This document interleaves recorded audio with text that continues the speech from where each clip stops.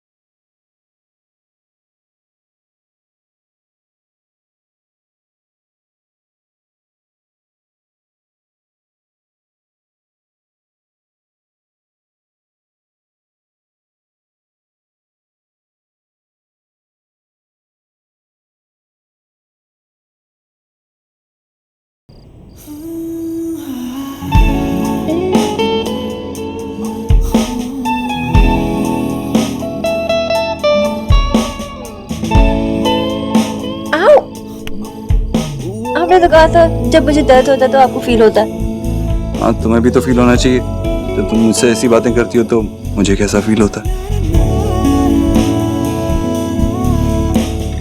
By the way, I love you too.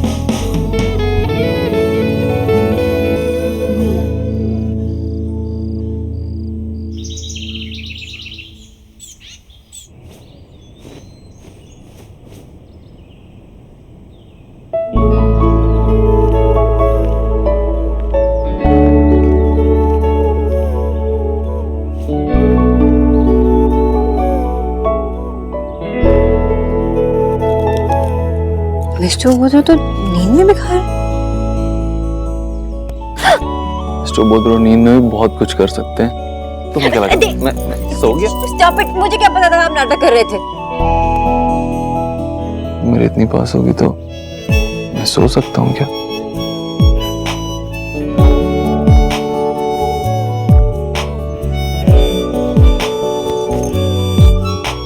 चलिए अब जल्दी से उठिए। मैं ना माँ को मिस कर रही हूँ, हमें घर जाना है। मुझे उन्हें जाके ना टाइट हक देना और थैंक यू बोलना। चलिए चलिए उठिए, चलो।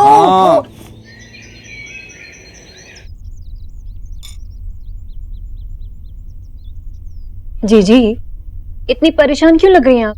अब गरीब की बेटी को पता नहीं है क्या कि आपके मन में क्या चल रहा है? मैं तो कहती हूँ कि अभी फोन उठाइए और देव को फोन लगाइए, बात कीजिए उससे। अरे कोई ऐसी छोटी मोटी बात तो नहीं है ना ये? नहीं भाभी, बात तो मुझे करनी है पर यूं फोन पे नहीं करनी। जब मैंने खुद उन दोनों को तनाव से दूर रहने के लिए कहा है तो मैं ही खुद देव से ये सारी बातें करूंगी तो वो परेशान हो जाएगा। हाँ आने दो उन्हें, सामने बिठाकर बात करूंगी मैं। ठीक है। आपको ना माँ को पहले ही फोन कर लेना चाहिए था, मैंने आपसे कहा भी था। सोनाक्षी अब कर रहा हूँ ना।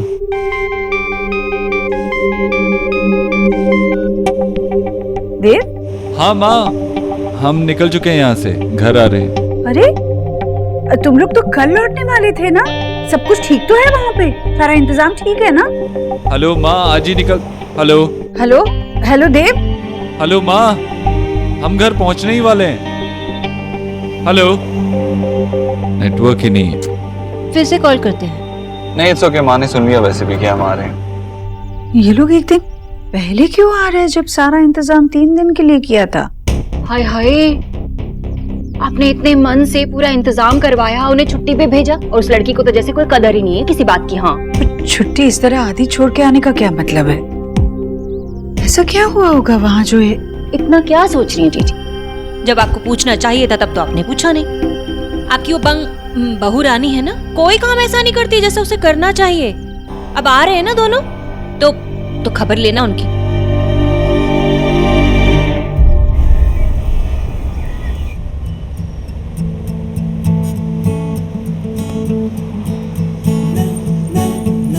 मुझे पता नहीं था कि शिमला का तुम पे ऐसा असर होगा।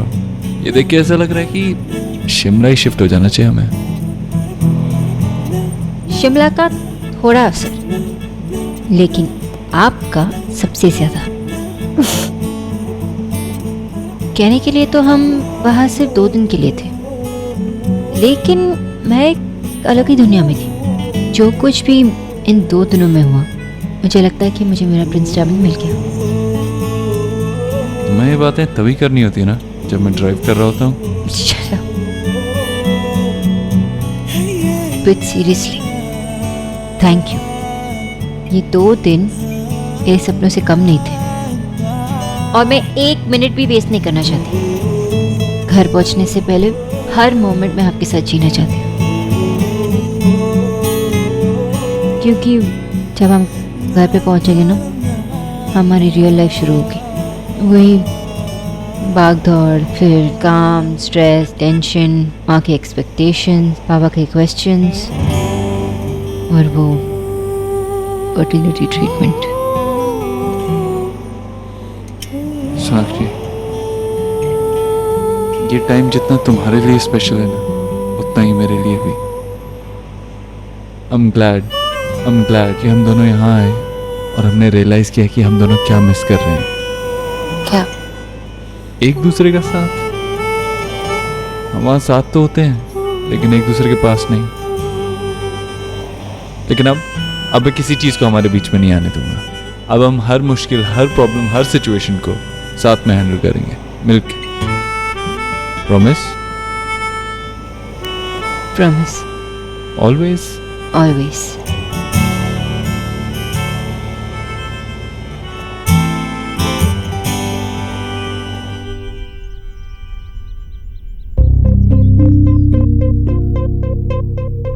जीजी, अब क्या आरती की थाल सजाएंगी? आ जाएंगे दोनों।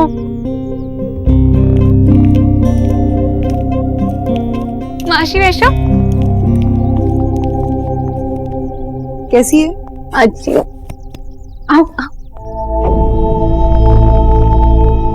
जी नमस्ते। नमस्ते, बैठिए।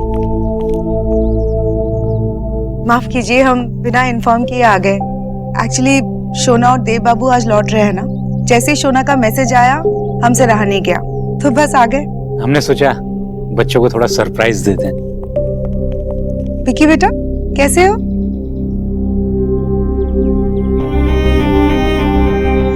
हम लोग गलत समय पर तो नहीं आ गए ना? नहीं नहीं भाई साहब, आप जब चाहे आ सकते हैं। अब तो सब कुछ आप ही का है। भाभी, ये बातें अभी नहीं। नहीं जीजी, अब ना मैं आपको और बेवकूफ बनने नहीं दूंगी। अब ना सारी कहानी मेरी समझ में आ रही है। देव और सोना ना इसी चक्कर में आ रहे हैं। इस घर में किसी ने बता दिया होगा, ये हमें सब पता चल गया। मम्मी, मैंने किसी को कुछ नहीं बताया। ये क्या बात कर रही हैं आप? हम अपने जमाई और अपनी बेटी से मिलने भी नहीं आ सकते क्या? आइए, जरूर आइए। किसने रोका है आपको? लेकिन सब कुछ जान के ना अनजान बनने की जरूरत नहीं है। वैसे आपके खानदान में ना एक नहीं, सारे के सारे नाटकबाज हैं। और जीजी, इनको ये नाटक करने के लिए हमारा ही घर मिला है। भाभी शांत रहिए ना, इन सब बातों के लिए ये सही समय नहीं है। विजय, आप बिल्कुल शांत रहेंगे। आपने वैसे भी मुझसे प्रॉमिस किया है कि इनका मामला है वो यही निपटेंगे। हमें वैसे भी कुछ पता नहीं है ना। ये लो, देख लो जीजी, इनका नया नाटक। इन्हें तो कुछ पता ही नहीं है। जीजी, मैं कह रही हूँ आपसे, सही समय कुछ नहीं होता है। अरे ऐसे लोग कौन सा समय देख के हम जैसे लोगों को लूटते हैं? लूटते हैं? आप साफ साफ कहिए ना, क्या बात है? ज्यादा भोले मत बनिए भाई साहब। अरे हमारे भोले भाले देव को फंसाकर आप लोगों ने जो 5 करोड़ रखे हैं ना, उसी के बारे में बात कर रही हूँ।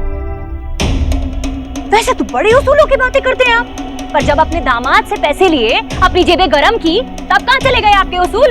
और इतनी बेशर्मी कि यहाँ उठकर चले आए अपनी बेटी को ये समझाने कि दामाद का ख्याल कैसे रखना है, ताकि वही दामाद आपकी पूरी जिंदगी सारी जरूरतें पूरी करता रहे। आप इतनी घटिया।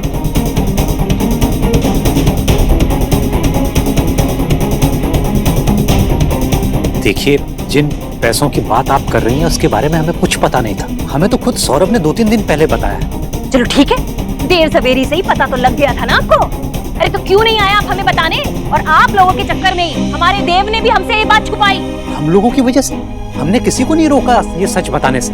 ये बच्चों के बीच की बात थी, इसलिए हम इसमें नहीं पढ़ना चाह रहे थे। अच्छा, 5 करोड़ बच्चों की बात होती है? खुले छुट्टे नहीं होते 5 करोड़। उन्हें गिनते गिनते ना आधी उम्र बीत जाती है। हाँ देखा आशा, मैंने तुम लोगों से कहा था कि ये पैसे की वजह से बात बिगड़ सकती है। अब देख लिया अंजाम। अरे सौरभ को देव बाबू से पैसे लेने ही नहीं चाहिए थे। अरे देव पहले भी शोना से और हम लोगों से सच छुपा चुका है, और अभी फिर उसने वही किया। मैं तो कहता हूँ देव ने जानबूझकर सौरभ को पैसे दिए होंगे, ताकि जब ये बात खुले तो हम उसके एहसान के तले दबकर इसका विरोधी ना कर सके। तो ये हमारे देव की गलती है। देखिए, अगर इतनी तकलीफ हो रही थी ना, तो फिर अपने बेटे से कहा क्यों नहीं, जिस वक्त तो पैसे ले रहा था कि लौटा के आ। सही है, दूसरों के पैसे डकार लो और फिर इतना घमंड दिखाओ। ईश्वरी जी, आप ऐसे चुप खड़ी क्यों हैं? इन्हें समझाइए ना कि ये हमसे ऐसे बात नहीं कर सकती। भाभी के बात करने का तरीका गलत हो सकता है, पर भाभी जो कह रही है वो गलत नहीं है। जो कुछ भी हुआ वो सही नहीं हुआ। आप तो ऐसे बोल रही है जैसे हमने पैसे लिए हो। ये देव सौरभ के बीच की बात थी, इसका इल्जाम आप हम पर क्यों लगा रही हैं? क्यों? आप तो देव का एहसान मानने के बजाय उस पर ही उंगली उठा रहे हैं। फिर आपको मेरा बोलना इतना गलत क्यों लग रहा है? ये तो देव की अच्छाई है कि उसने आपके परिवार के लिए इतना कुछ किया है, पर आप तो उसे सच मानने के लिए तैयार ही नहीं है। आप उस सच को नकार रहे हैं भाई साहब। पर सच तो सच है, और सच ये है कि मेरे बेटे से आपके बेटे के पास पैसे गए, और ये सही नहीं है। आप शायद ये भूल रहे हैं कि इंसान अपनी इज्जत खुद कमाता है तो खुद गंवाता भी है। बस ईश्वरी जी,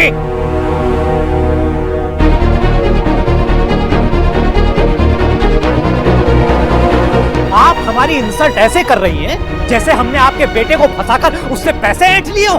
देखिए, आप मेरे ही घर में मुझसे इस तरह ऊंची आवाज में बात नहीं कर सकते। माँ,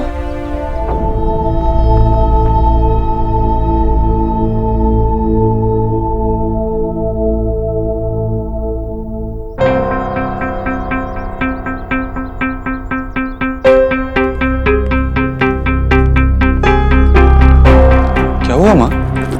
तू चिल्ला क्यों रही है? क्या हुआ? बताती हूँ। माँ, ये क्या हो रहा? शोना बेटा, हम यहाँ सिर्फ तुम दोनों से मिलने आए थे, लेकिन हमें नहीं पता था बेटा कि तुम्हारे घर वालों के मन में हमारे खिलाफ इतना जहर भरा हुआ है। कमाल है भाई साहब, आप अब भी हम पर ही उंगली उठा रहे हैं। क्या आपको नहीं लगता कि ये सब कुछ जो हुआ वो आपके बेटे की वजह से हुआ? आप बात क्या है, तू मुझे बताएगी? बात सिर्फ इतनी सी है बेटा कि इन लोगों की असलियत ना हमें पता लग गई है। इन लोगों की चोरी पकड़ी गई, सब समझ में आ गया हमें। इन्होंने किस तरह से तुझे अपने जाल में फंसाया, इसलिए बस अपना सच छुपाने के लिए हमारे घर में खड़े होकर हम पे चिल्ला रहे हैं। मामी जी, आप कौन से सच के बारे में बात कर रहे हैं? ईश्वरी जी देखिए, हम इस बात को यहीं पे खत्म कर लें प्लीज। ये लोग अभी अभी लौटे हैं, किसी और दिन हम बड़े मिलके बैठ के बात कर लेंगे ना। साफ साफ कहिए ना कि आप इस मुद्दे पर बात ही नहीं करना चाहती। इन दोनों का बहाना बनाकर भागिए मत। कोई कहीं नहीं भागेगा, यहीं पर बात होगी, अभी बात होगी। अच्छा ठीक है, आपको बात करनी है, चलिए बात करते हैं। आप सौरव को बुलाइए और पूछिए उससे कि उसने देव से पैसे लिए कि नहीं। आप उसे साथ में क्यों नहीं ले आए? क्योंकि आप अगर सच नहीं बोल सकते तो वो सच बता देता, तब जाके आपको तसल्ली तो होती कि हम आप पर कोई झूठा इल्जाम नहीं लगा रहे हैं, हम सच कह रहे हैं जो आप मानने के लिए तैयार नहीं है। कैसे मानेंगे जीजी?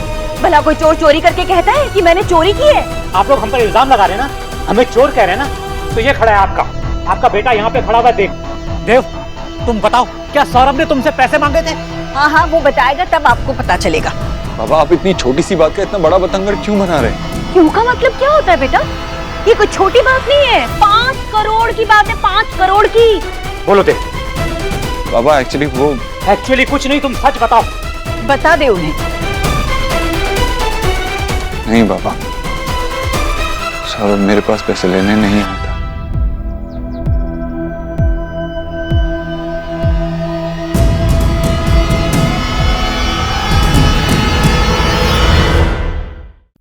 एक्चुअली मुझे पता चला कि सौरभ बाहर इन्वेस्टर्स ढूंढ रहा है, इसीलिए मैंने खुद उसे ऑफिस बुला के पैसे दिए थे।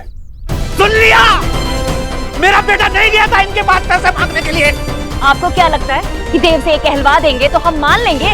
अरे आप ही लोगों ने देव को बहला फुसलाकर अपने सौरभ को पैसे दिलवाए होंगे। हमारे देव का तो दिल ही इतना बड़ा है कि देखिए अभी भी आप लोगों को बचा रहा है वो। अरे ऐसे दामाद की तरह पैर धोने चाहिए आपको, पैर। आपका नालायक बेटा वरना कुछ नहीं कर रहा होता आज भी। मामी जी, आपको पापा से ऐसी बातें नहीं करनी चाहिए। तूने सोनाक्षी के लिए, सोनाक्षी के भाई को 5 करोड़ रुपए दिए और अपनी माँ को बताने की जरूरत नहीं समझी, अपनी बहनों के बारे में नहीं सोचा। मेरा मुंह बंद नहीं होगा। आप लोग हमारे देव को फंसा सकते हैं लेकिन हमें नहीं। अरे आपका बेटा ना 5 करोड़ तो क्या 5000 भी नहीं लौटा सकता। और वैसे भी हमारा देव कौन सा आपसे पैसे मांगने जा रहा है? आपकी तो लॉटरी लग गई है, लॉटरी। हमें किसी की लॉटरी की जरूरत नहीं है बहन जी। हम लोग इज्जतदार लोग हैं। माँ को, किसी का पैसा नहीं चाहिए, बहनों को छोड़कर किसी के सामने भीख भी नहीं मांगनी है। सोनाक्षी जो के पैसे परिवार लेकर वालों लौटाए को नहीं जाते, उसे भीख ही कहते हैं। और तुमसे आपका ये बेटा हमारे उम्मीद देव जैसा नहीं है माँ? कि खुद कमा लेगा। तुमसे ये- अरे आपका निकम्मा बेटा माँ, ये जो क्या पैसे बोल लिए रही है ना तू? उन्हें भी बर्बाद हाँ, कर बता देगा, ना। डुबा देगा उन्हें भी। बोल ना, मुझसे बोल। तो कुछ क्या लग रहा है तुझे? बोलिए, इतना भी नहीं सिखाया किसी ने आपको। खबरदार जो मेरे बेटे माँ। के बारे में दोबारा ऐसा कहा था। अरे माँ, मेरी तरफ देखना, मुझसे बात कर। माँ, बात करना मुझसे। ईश्वरी जी, अब तो आपको सच पता चल गया ना, सब कुछ आप जान गई ना, तो इन्हें चुप करवाइए। बाबा एक सेकंड, माँ की बात सुनने की कोशिश कर। चुप मत कराओ और अपनी माँ से पूछो कि इन्होंने मुझ पर झूठा इल्जाम क्यों लगाया। क्या बोलूं? माँ, मुझसे बोलना। कुछ बोलने के लिए नहीं। ईश्वरी जी, आप चुपचाप नहीं बैठी रह सकती। आपके पैसे से हमें कुछ फर्क नहीं पड़ता, हम ऐसे लोग नहीं हैं। बाबा आप गुस्से में हैं। गरीब से उठकर 4 पैसे क्या देख लिया आप लोगों ने, तो आप लोगों का दिमाग घूम गया है। अब समझ में आ रहा है कि पैसे के लिए आप लोग कुछ भी कर सकते हैं। एक बार पैसे से ऊपर उठकर तो देखिए, तो आपको पता चलेगा कि। बाबा स्टॉप!